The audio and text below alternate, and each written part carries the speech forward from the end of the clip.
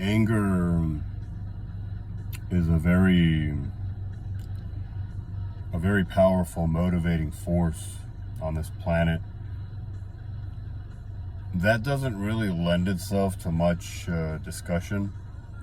Not because I say so, but because,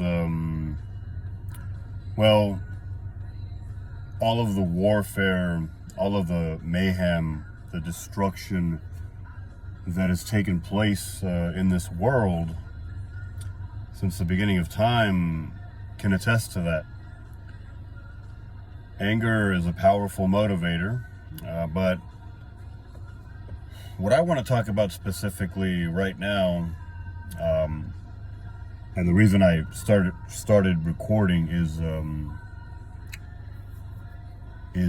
want to talk about anger's capacity to channel focus in people, men and women. I don't know why I feel the need to specify that. I know that. Oh no, I'm not going to open that up. Everybody deals with anger, and let's leave it at that, if we may.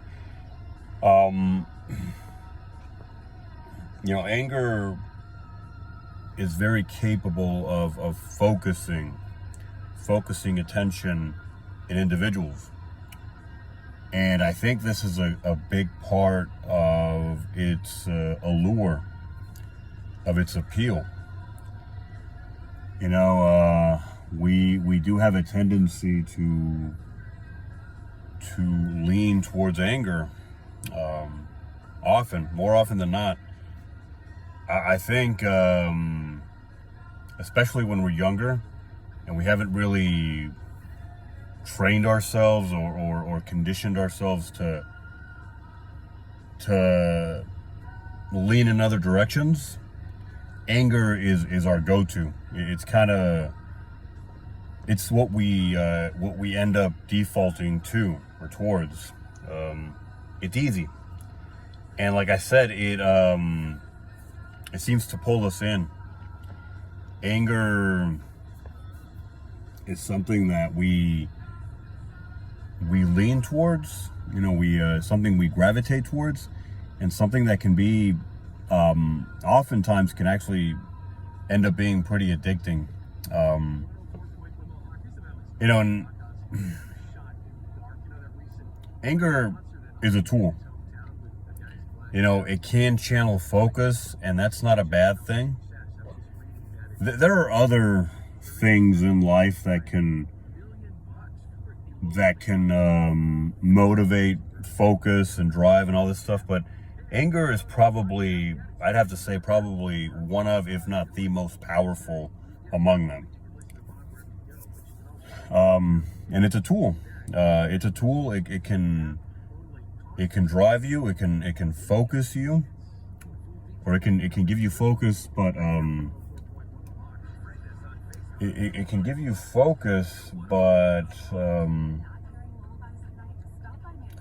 it can also be taken too far. So how do you deal with that, right? Do you completely disavow anger? I don't think you can do that. I don't think you should want to, even if it is possible. There are always going to be people out there who test you, even if you're someone who tries to go in the other direction, right? Anger is a tool, and it can get things done for you. So how do you deal with it, right? You can't completely disavow it, and you don't want to get drowned in it. You don't want to let it just kind of pull you in and control you. So what do? I think sometimes you have to let it happen.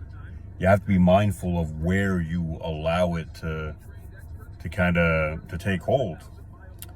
It has to be, I think, in controlled environments for sure, if it's possible. I mean, I think you can only control so much, right, where you allow anger to happen. To some extent, you don't really have control over it. You don't have complete control over it. You have some leverage over where you're going to allow it to sort of be unleashed or happen, I guess you could say. And that's the best you're going to get. I mean, that's really all you can do is try not to let it be an overwhelming part of your life. Anger, I mean. And when it's going to be there, you just want to be careful. You want to avoid it as much as possible in situations where it's going to cause damage to you, certainly, and to others.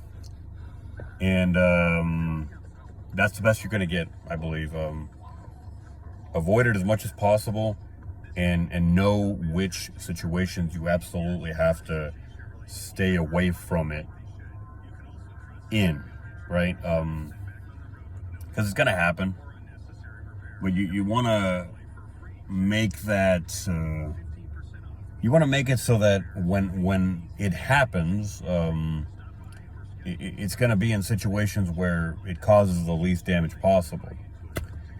In every sense of the word, right? Whether we're talking damage to your social life, damage to your belongings, damage to other people's belongings, damage to other people's social standing. I mean, you want to keep this stuff to a minimum, but like I said, anger is a part of life, and we all experience it. The best we can do, is manage it, and that really is the best we can do. Unfortunately, we can't make it disappear. It's a part of life. Now, I wish I had a better answer, a better solution to this problem, but from where I'm standing right now, and that may change in the future, that's the best that I can see solution-wise. I mean, and if you can call that a solution, like I said, we're talking about management, and that's as good as it gets.